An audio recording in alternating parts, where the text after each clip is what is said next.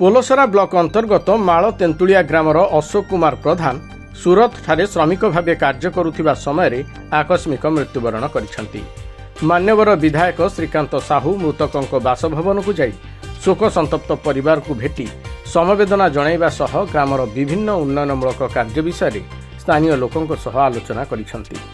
Polasara block अंतर्गत ढुंकापड़ा grammar Shri Shri Gupteshwar नोडाल विद्यापीठ ठारे पोशाक वितरण कार्यक्रम अनुष्ठित हो जाइछि।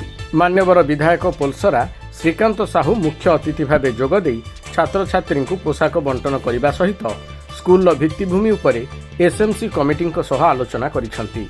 बोगुड़ा ब्लॉक सभागृह ठारे विभिन्न उन्नयनमूलक कार्यर समीक्षा बैठक अनुष्ठित हो जाइछि।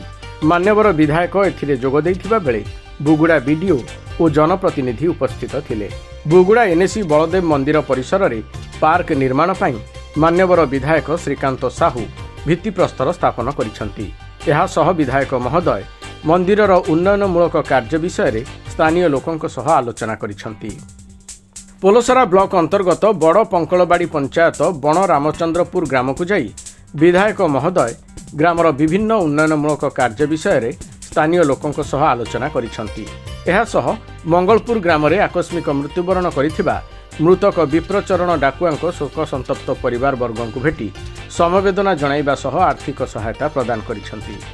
पोलसरा ब्लॉक अंतर्गत बीरीपुर ग्रामर हरिहर पात्र पानी रे बुड़ी मृत्युवरण करिसेंती।